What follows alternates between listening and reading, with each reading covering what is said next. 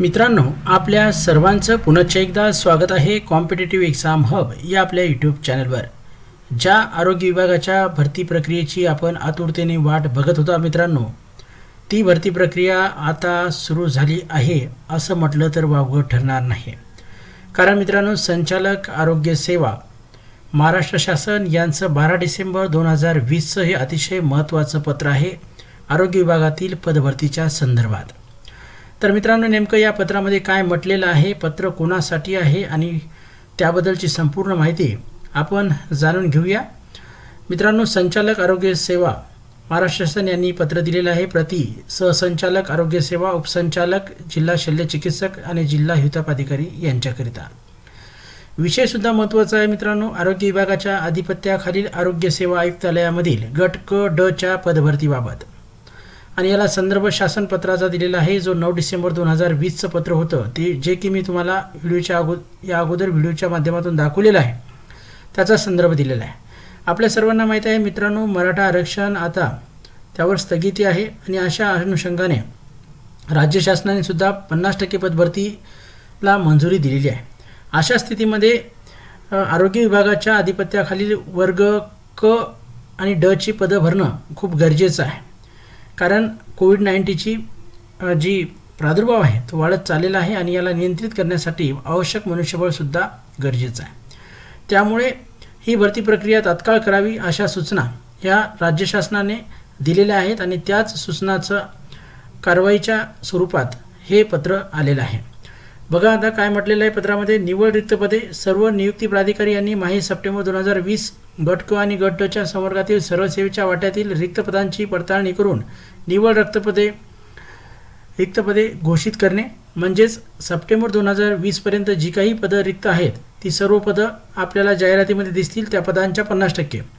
निवड रिक्त पदे घोषित करताना आंतरमंडळ बदली ना हरकत प्रमाणपत्र दिलेली पदे, अनुकंप तत्वावरील नियुक्ती संदर्भातील रिक्त पदे, लाडपागे वारसा हक्क प्रलंबित प्रकरणे, नियुक्ती विषयक न्यायप्रविष्ट प्रकरणं, हे सर्व पदं यामधून वगळली जाणार आहेत.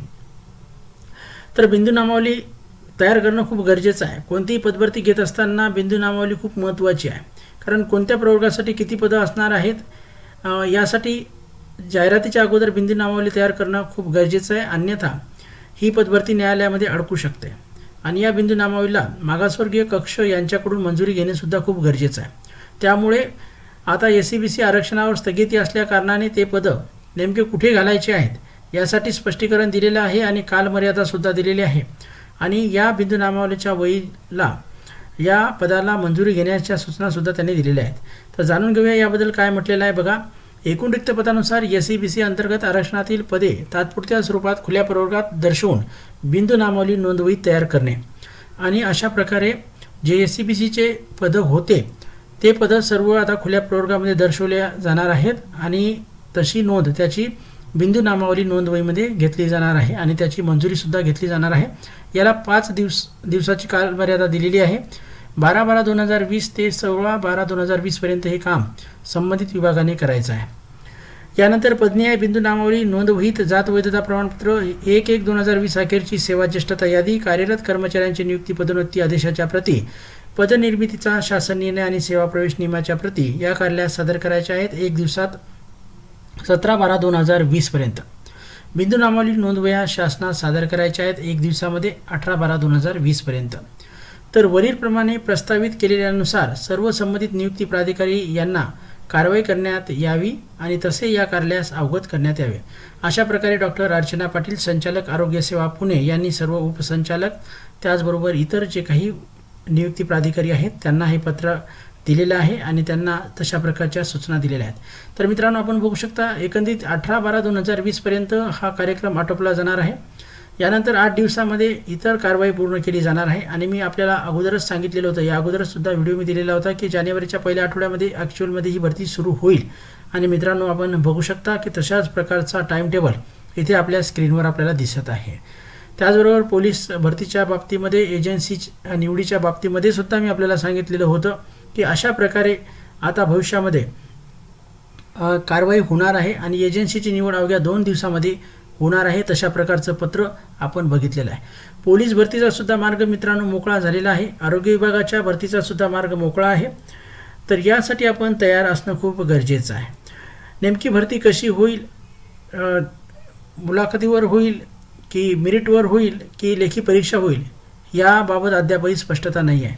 परंतु मित्रांनो, ज्या 5 खाजगी एजन्सीची निवड होणार होती त्या 5 खाजगी एजन्सीची निवड ही आता अंतिम टप्प्यात आलेली आहे. जवळपास निवड ही झालेली आहे असं म्हटलं तर वावगं ठरणार नाही. त्यामुळे या विभागाच्या परीक्षा ह्या मेरिट लिस्टनुसार होणार की लेखी परीक्षेनुसार होणार हे अद्याप स्पष्ट नाही आहे. त्यामुळे आपण या दोन्ही आव्हानाला समोर जाण्यासाठी तयार असणं खूप गरजेचं आहे. त्याचबरोबर SC-BC प्रवर्गातील जे उमेदवार आहेत, मराठा बांधव आहेत, अशांना मी एक सल्ला देऊ इच्छितो की मित्रांनो, आपण EWSचं प्रमाणपत्र जर आपल्याला काढता येईल तर काढून घ्या, किंवा आपण खुल्या प्रवर्गातून या भरतीला समोर जाण्यासाठी आपली तयारी सक्षम बनवा, जेणेकरून आपल्याला खुल्या प्रवर्गातून पद हे मिळेल.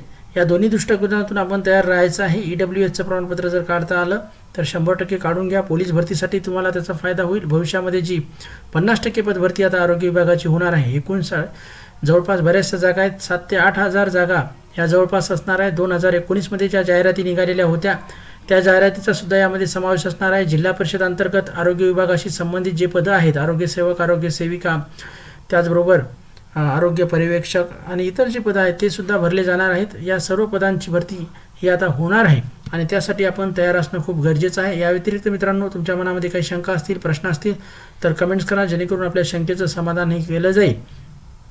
त्याचबरोबर तुम्ही जर आपल्या चॅनलवर नवीन असाल आणि अद्याप चॅनलला सबस्क्राईब केलेलं नसेल तर चॅनलला सबस्क्राईब करण्यासाठी मात्र विसरायचं नाही आहे. धन्यवाद.